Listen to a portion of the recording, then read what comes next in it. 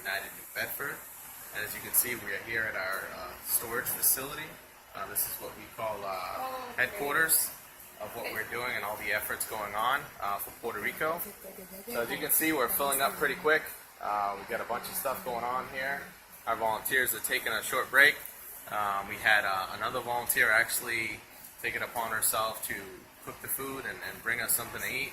And that's what this whole effort's consisted of. It's just people doing their part, whatever that is, whether it's cooking, organizing, loading up, wrapping, driving trucks, donating trucks, just everything. Donating boxes, all coming together from all walks of life to provide aid and relief to our families and people in Puerto Rico.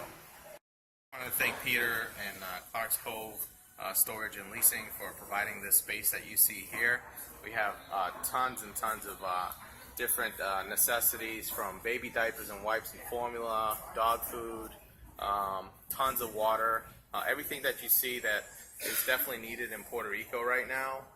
We got volunteers working day and night to make sure things are organized, palletized, wrapped, and ready to ship. And if you walk with me, I'll give you a little tour. We got some volunteers over there right now. I'm sorry. I mean, we have everything here. We had a very specific list. You can see the baby food and baby formula on some of the pallets here. We got a bunch of batteries, everything that we requested, adult diapers. I mean, when it comes down to it, we have to do everything that we can. We're here, we can't go to Puerto Rico, we have our families and our people over there that are stuck, they're devastated. We're feeling kind of like that secondary trauma of what's going on. And instead of sitting around and feeling hopeless, this is a way to kind of give hope, not only to ourselves, but everybody around us in the neighborhood and in the communities. So we're doing our part. We're doing our part. We've heard reports from friends of ours that they have their kids, they're using their own T-shirts as diapers. So going back maybe 30, maybe 40 years, when you use regular clothes as diapers. So as soon as the kid does what he has to do, she has to take it off and hand wash it with whatever water she has. So that's something that's going on right now. So it's amazing to be able to be a part of something that snowballed into something so big. But here we are. Take a look. If you look back that way, you see all the stuff that we have going on. We have plenty of water, and I know what we don't have enough. 44% of the island is still without water, so that's clearly a great need. We are going to continue to collect as we go along, but we are seeking support in regards to finances to pay for the shipping of these items to Puerto Rico. So if that's something you consider, the New Bedford Police Department has created a fund at the New Bedford Credit Union under Puerto Rico Hurricane Relief Fund. So you can go to New Bedford Credit Union and make a donation directly to that fund. That's going to go towards paying the shipping costs of this stuff.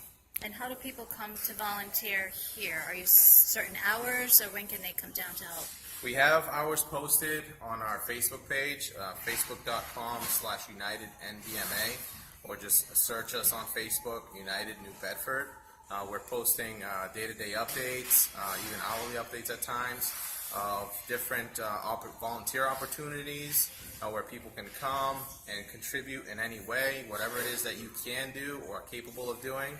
We are accommodating to what it is that you can do or are willing to do. There's definitely something here for everyone to do, and we've actually met a lot of different people that we haven't met before, but we've grown into kind of a family within a family. And so it's just been amazing to see the support, overwhelming support to say the least, from the community right here in New Bedford, and to just do everything that we can within our capabilities to support those people in Puerto Rico.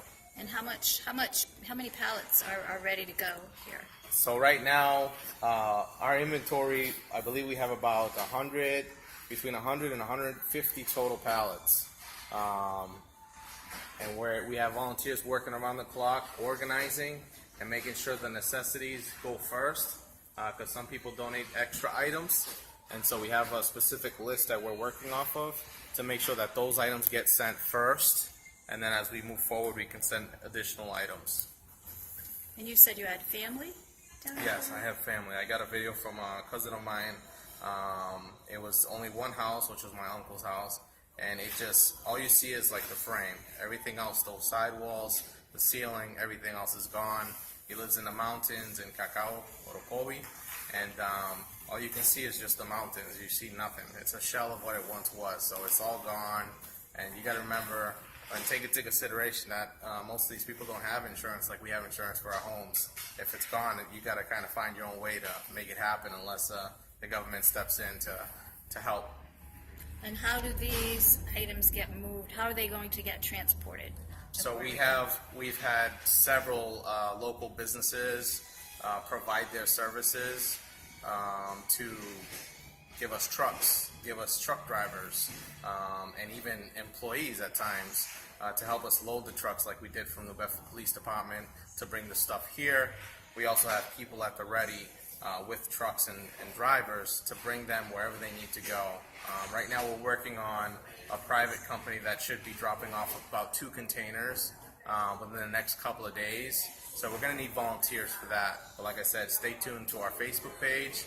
We'll post updates and we'll post volunteer opportunities as they come in, like something like that. We would need a lot of hands on deck because we're talking about big trucks and we're talking about a lot of donations. How long do you think this effort is going to keep going? We have, I mean, it's about a few hundred to 1,000 people that have been committed. They've reached out to us. Listen, anything you need, we'll contribute any way we can. And people have called out a word. People have done, I mean, a bunch of different things just to make sure that this continues to happen.